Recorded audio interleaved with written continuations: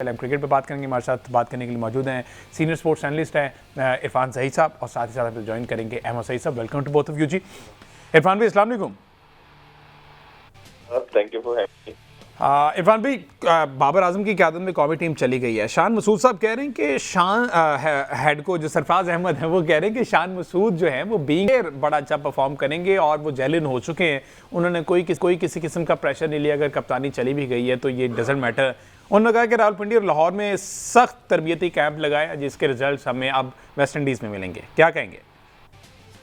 देखिए, जहाँ तक सरफराज अहमद की प्रेस टॉक है उसमें ओबियसली उन्होंने एज ए कोच तो यही बातें करनी थी, बट जो मेरे सोर्सेज हैं शान मसूद काफी इस पे नाराज भी हुए हैं और उनको काफी ये बुरा भी लगा है कि ये जो पॉइंट ऑफ व्यू, ये लॉजिक दी गई है बोर्ड की तरफ से कि आपसे टेल आउट नहीं होती और आपकी तरफ से कोई टेक्निकल और टेक्टिकल डिसीजन जो हैं वो नजर नहीं आते, तो उस पर ओबियसली उन्होंने नाराजगी का इजहार किया। मेरा ख्याल है कि अगर बोर्ड अगर ये क्लैरिटी से एक ही बात कहता, वो ये कहते कि जी 16 मैचेस आप खेले, 12 आप हार गए, तो ओबियसली हम आपको रिमूव कर रहे हैं। जो लॉजिक उसके पीछे दी गई है मुझे लगता है कि कोई इतनी जस्टिफाइड है नहीं है, क्योंकि वो ओबियसली आप डेफिनेटली कहेंगे कि भाईजान आपने जो टीम दी या रिसोर्सेज दिए ये तो उन्होंने आउट करने थे, वो बॉलिंग का मसला था।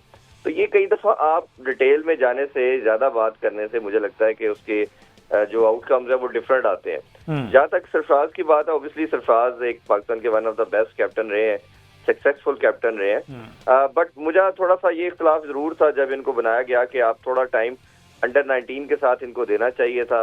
वो अपने कोचिंग के कोर्सेज भी करते, लेवल 4 तक तो एटलीस्ट या 3 तक जाते, बट ये पास में माजी में ऐसा रहा है कि मिसबाह हक के दौर के अंदर भी वो उन्होंने लेवल 2 बाद में किया, कुछ पहले अपॉइंट कर दिया गया था। ये होता है पाकिस्तान में। बाकी टीम की प्रिपरेशन की बात आपने पूछी है, बिल्कुल प्रिपरेशन इन्होंने इस दफा बड़ा लंबा और इस ह्यूमिड वेदर गर्मी के अंदर इन्होंने कैंप किया है, लाहौर में, फिर कराची में भी, पिंडी में भी किया है। तो उम्मीद तो है, लेकिन अभी यंगस्टर है, समहाउ ये डिबेट पहले जरूर करते हैं, हम बाद में बात करते हैं जी वो बच्चे थे, परफॉर्म नहीं कर पाए। बॉलिंग का मुझे अभी भी कंसर्न है। देखिए, अब पेस जो पीक थी मोहम्मद अब्बास की 3 साल की, जिसमें वो काउंटी में आउट करता रहा, वो 3 साल तो आपने टीम में सेलेक्ट ही नहीं किया। अब जब उनका पेस 120-25 पे आ गया है, तब आप वो टीम का पार्ट रख लिया है। मुझे लगता है कि कहीं ना कहीं पहले स्पेल में तो उनकी आपको एफिकेसी नजर आती है, सेकंड या थर्ड स्पेल के अंदर उनका पेस इतना नीचे चले जाता है कि फिर वो आपके लिए प्रॉब्लम का पार्ट बनता है। विकेट टेकिंग एबिलिटी की जो बात करते हैं वो नहीं मिलती। फिर इसी तरह अगर आप देखते हैं तो आप या हुनैन को, या आपका वो खेलेगा वैदशाह खेलेंगे या अमर जमाल खेलेंगे तीसरे बॉलर के तौर पे, तो वो ठीक है, उनका पेस थोड़ा बेहतर है। क्या वो इतने स्किलफुल हैं कि इंटरनेशनल लेवल के ऊपर जाके वो परफॉर्म कर पाएंगे? खुरम शहजाद मुझे एक ऐसा बॉलर लगता है तो शायद जिसके पास ये थोड़ा सा पेस भी है और सीमी स्विंग है, बट ये देखना पड़ेगा कि क्या उनकी एफिकेसी। पाकिस्तान का प्रॉब्लम पहला स्पेल नहीं है, पाकिस्तान का प्रॉब्लम रहा है फास्ट बॉलिंग में सेकंड या थर्ड स्पेल, क्योंकि टेस्ट मैचेस के अंदर आपको पता है कई दफा 100 या उससे अबव ओवर करने पड़ते हैं। अब आपके पास जो है लंबे स्पेल करने के लिए नुमान भी नहीं है, तो आपके पास साजिद एक ऑप्शन है, दूसरा अली उस्मान को आपने चांस दिया है। तो कहीं ना कहीं मेरा उस पर कंसर्न है। अभी भी मुझे लगता है कि बॉलिंग का इशू हो सकता है, शायद उस तरह की परफॉर्मेंस जो अभी क्लेम किया जा रहा है ना मिले, बट चले any how, let's hope for the best. और जो अब ना परसों भी हम बात कर रहे थे शो के अंदर, कप्तानी का एक पॉइंट डिस्कस करना चाह रहा था, आपने मेरे से पूछा था कि बाबर आजम की कप्तानी के हवाले से।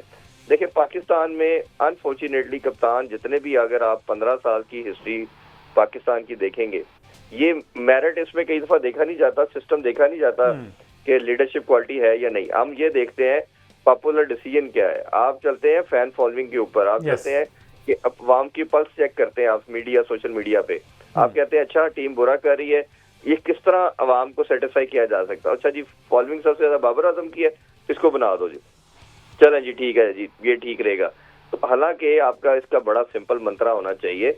ये जरूर डिबेटेबल बात है कि आपके पास ऑप्शंस क्या थी, बट मेरा हमेशा इसमें बड़ा क्लियर स्टांस रहा है कि जो आपका टीम का कोई भी प्लेयर XYZ, जो आपका वाइस कैप्टन होता है, एक प्रोसेस के साथ आप उसको लेके आते हो और उसको रखना चाहिए। हम करते क्या है कि वाइस कैप्टन का वाइस कैप्टन ही बेचारा रिटायर हो जाता है और पैराशूट के थ्रू 2, 3, 4 लोग डिफरेंट आते हैं और वो आके कैप्टन बन जाते हैं, जो कि गेम को डिस्टर्ब करता है। केन विलियमसन की मिसाल अगर आप लें कि स्कूल लेवल से उसको कप्तानी दी, आपको इस लेवल से या इवन एटलीस्ट क्लब लेवल से आइडेंटिफाई करना चाहिए। बिल्कुल ठीक है, तो सिलेक्टर का काम होता है कि वो आप आइडेंटिफाई करते हैं। बिल्कुल ठीक है। अहमद सईद साहब सर, आपके क्या कमेंट्स हैं इस पर? अच्छा, ये भी लिखा हुआ है यहाँ पर कि जो जिस तरह से रवैये की बात की ना इरफान ज़ई साहब ने शान मसूद की, उनका कि उन्हें मामूली हैमस्ट्रिंग की तकलीफ थी, ताहम उनका रवैया इंतहाई मुस्बत और पेशावराना था।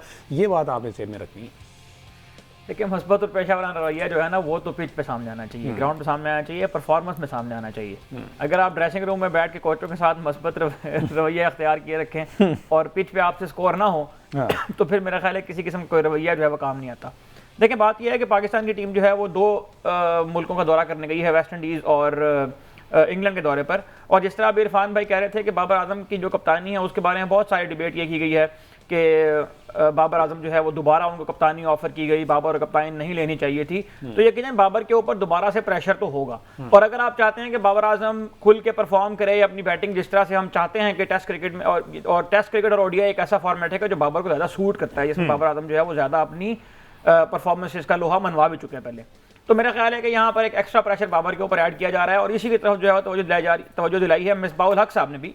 और उन्होंने ये कहा है कि जी कोचेज और मेंटोर्स और वालिदैन जो है वो नौजवान खिलाड़ियों पर गैर जरूरी बोझ ना डालें।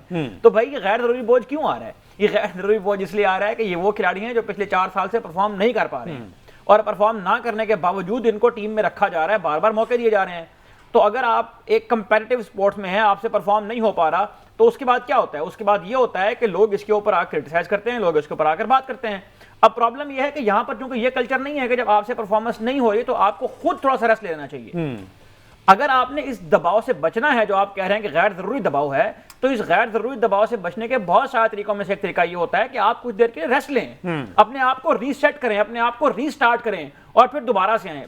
बहुत सारे एग्जांपल्स हैं स्पोर्ट्स में, आप अगर देख लें क्रिकेट में, फुटबॉल में। लेकिन मसला ये है कि कल्चर की बात है, आपने वो कल्चर यहाँ डेवलप ही नहीं किया। दूसरी बात ये है कि आप ये जो पॉपुलर डिसीजन की बात कर रहे हैं, अगर पॉपुलर डिसीजंस को ही लेकर आप लोगों ने टीमें बनानी है तो फिर जो फ्यूचर में आने वाले प्लेयर ना, वो भी ये नहीं सोचेंगे कि हमें परफॉर्म करना है, वो ये सोचेंगे कि हम उस नैरेटिव का हिस्सा कैसे बन सकते हैं जिस नैरेटिव की बुनियाद पर टीमें बनती हैं। तो आपका माजी में भी जो जेन्युइन टैलेंट था वो इसके नजर हुआ है, और आने वाले दिनों में भी आप जो एक कंपेटिटिव माइंडसेट है वो पैदा करने की बजाय इसी तरह का माइंडसेट पैदा करेंगे कि एक प्लेयर जो है वो इनिंग खेलेगा, एक इनिंग खेलेगा, उसके बाद ये मस्बत और ये जो पेशावराना रवैया है वो कोचों के साथ रखना शुरू कर देगा। और वही कोचेज जो है जब टीम में आएंगे तो वो अपनी जो मनपसंद सिलेक्शन होती है उसके जरिए से लोगों को नवाजेंगे। तो बात एक ही है कि टीम जहां भी जा रही है इस वक्त सिचुएशन ये है कि आपको परफॉर्म करके देना है। आप परफॉर्म करके देंगे, उसके बाद आप इस तरह के बयान देंगे तो आप देखिएगा कि यही मीडिया आपकी तारीफ करेगा। लेकिन आपसे परफॉर्मेंस नहीं होगी, आप वहां से भी अगर हार कर आएंगे और फिर आप ये एक्सपेक्ट करेंगे लोग कुछ कहें भी ना, एक ही खेल है पाकिस्तान में, उसी को देखा जाता है, उसी पर बात होती है, उसी की ऑडियंस है। तो अगर आप चाहते हैं कि ये ऑडियंस भी खत्म हो जाए तो फिर हम खामोश हो जाते हैं, फिर नहीं करते हम तनकीद। बिल्कुल ठीक है जी, ये सूरत परफॉर्म करें और इस तरह के सारे सवाल से बचें। इरफान ज़ई साहब, बहुत शुक्रिया आपके कीमती वक्त का।